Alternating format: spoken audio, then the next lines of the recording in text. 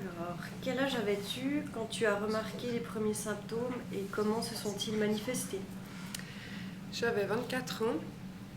J'ai commencé à avoir de très fortes crampes aux intestins. J'ai commencé à avoir les selles qui étaient de plus en plus fréquentes et j'ai eu de forts saignements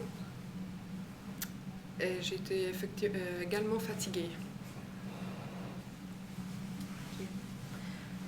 Combien de temps as-tu attendu avant d'aller voir un médecin?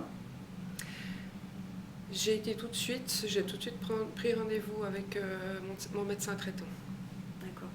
Donc, y a-t-il eu un élément déclencheur? Élément déclencheur, j'avais une période de très gros stress au travail où j'effectuais beaucoup d'heures sous stress. Et j'ai les symptômes qui sont arrivés à ce moment-là. Quelle a été la première réaction de ton médecin?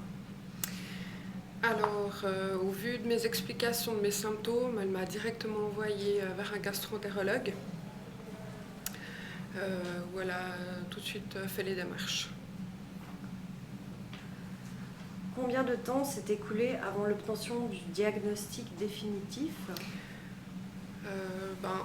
Juste le temps entre les deux rendez-vous, entre le gastro-entérologue et mon médecin traitant, je dirais 2 semaines. Qu'as-tu pensé, ressenti en apprenant que tu souffrais de la maladie de Crohn ou de la rectocolite ulcéreuse? Alors au début, j'ai été un petit peu perdue parce que je connaissais, pour mon cas, c'était la colite ulcéreuse sévère, où j'ai fait le cas sévère d'entrée. J'avais eu personne dans mon entourage qui avait eu la colite ulcéreuse. Je connaissais la maladie de Crohn de nom.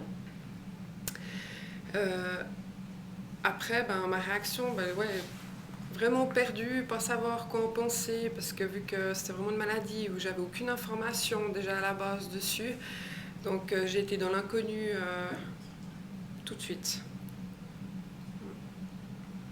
Au quotidien, que signifie pour toi une maladie chronique?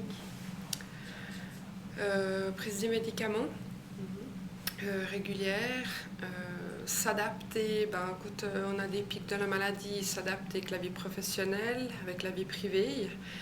On va peut-être annuler des sorties, notre emploi du temps, on va devoir l'adapter par rapport à ce qu'on avait décidé de faire. C'est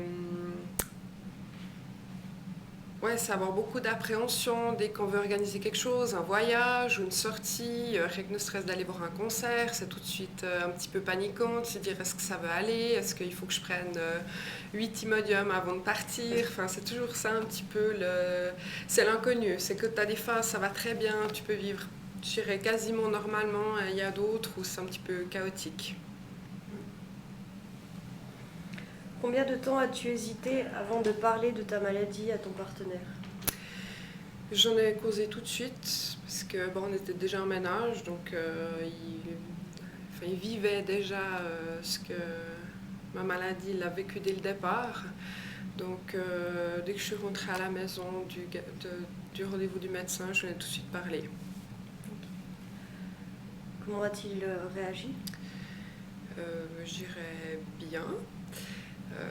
C'est vrai qu'au début il était rempli d'inquiétude parce que lui il connaissait pas non plus la maladie, il est au même stade que moi. Donc un petit peu dans le flou, mais il l'a très très bien accepté.